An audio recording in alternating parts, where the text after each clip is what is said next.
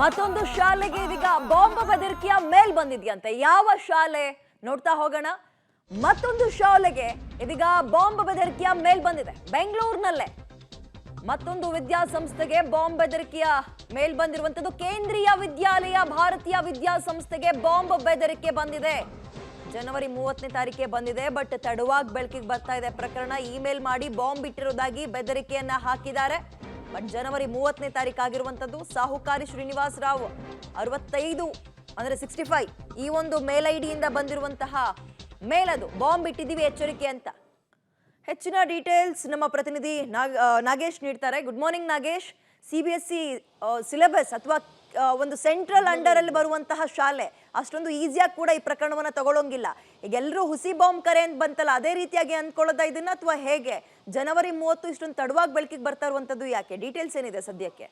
ವಿದ್ಯಾ, ಬೆಂಗಳೂರಿನಲ್ಲಿ ಶಾಲೆಗಳಿಗೆ ಬೆದರಿಕೆ ಕರೆ ಬರ್ತಿರುವಂಥದ್ದು ಸಾಮಾನ್ಯವಾಗಿಬಿಟ್ಟಿದೆ. ಈಗಾಗಲೇ ಈ ಹಿಂದೆ ಕೂಡ 2-3 ಶಾಲೆಗಳಿಗೆ ಏನು ಬೆದರಿಕೆಗಳು ಬಂದಂಥ ಕಾರಣಕ್ಕಾಗಿ ಸಾಕಷ್ಟು ದೊಡ್ಡ ಮಟ್ಟದ ಸುದ್ದಿ ಆಗಿತ್ತು. ಜೊತೆಗೆ ಆ ಒಂದು ಪ್ರಕರಣವನ್ನು ಭೇದಿಸುವ ಕೆಲಸವನ್ನು ಈಗಾಗಲೇ ಬೆಂಗಳೂರು ಪೊಲೀಸರು ಮಾಡುವ ಮಧ್ಯದಲ್ಲೇ ಬೆಂಗಳೂರಿನ ಯಶವಂತಪುರದಲ್ಲಿರುವಂಥ ಕೇಂದ್ರೀಯ ವಿದ್ಯಾಲಯ ಭಾರತೀಯ ವಿದ್ಯಾಸಂಸ್ಥೆಗೆ ಕೂಡ ಬೆದರಿಕೆ ಕರೆ ಬಂದಿರುವಂಥದ್ದು. ಕಳೆದ ತಿಂಗಳು 30ನೇ ತಾರೀಕು ಬೆದರಿಕೆ ಕರೆ ಬಂದಿರೋ ಬಗ್ಗೆ ಪೊಲೀಸರಿಗೆ ಮತ್ತೆ ಅಲ್ಲಿ ಆಡಳಿತ ಮಂಡಳಿಗೆ ಗೊತ್ತಾಗುತ್ತೆ. ಅಲ್ಲಿ ಮೇಲ್ ಬಂದಿರೋ ವಿಚಾರವಾಗಿ ಆಡಳಿತ ಮಂಡಳಿ ಏನಿರುತ್ತೆ, ಸ್ಥಳೀಯ ಪೊಲೀಸರಿಗೆ ಈ ರೀತಿ ಬೆದರಿಕೆ ಕರೆ ಬಂದಿದೆ ಅನ್ನುವಂಥ ಮಾಹಿತಿಯನ್ನು ಕೊಟ್ಟ ಕೂಡಲೇ ಪೊಲೀಸರು ಅಲರ್ಟ್ ಆಗಿ ಅಲ್ಲಿರುವಂಥ ಬಾಂಬ್ ಸ್ಕ್ವಾಡ್ ಮತ್ತು ಡಾಗ್ ಸ್ಕ್ವಾಡ್ಗಳನ್ನು ಕರೆದುಕೊಂಡು ಬಂದು ಇಡೀ ಶಾಲೆಯನ್ನು ಶೋಧ ಮಾಡಿ ನೋಡಿದಂಥ ಸಂದರ್ಭದಲ್ಲಿ ಶಾಲೆ ಆವರಣದಲ್ಲಿ ಯಾವುದೇ ರೀತಿಯ ಬೆದರಿಕೆ ಬಾಂಬ್ ಸಂಬಂಧಪಟ್ಟಂಥ ಮಾಹಿತಿಗಳು ಇರೋದಿಲ್ಲ. ಆ ಕೂಡಲೇ ಪೊಲೀಸರು ಒಂದು ಹಂತದಲ್ಲಿ ಇದು ಬೆದರಿಕೆ ಕರೆ ಅನ್ನುವಂಥ ಮಾಹಿತಿ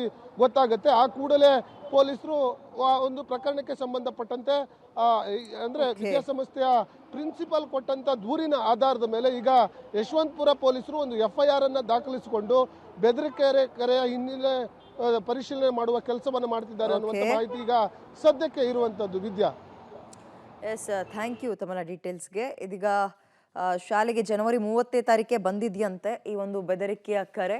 ಬಟ್ ಪೊಲೀಸರು ಯಾವ ಮೇಲ್ ಐಡಿಯಿಂದ ಬಂದಿದೆ ಏನು ಎತ್ತ ಅಂತೆಲ್ಲ ಎನ್ಕ್ವೈರಿ ಮಾಡ್ತಾ ಇದ್ದಾರೆ.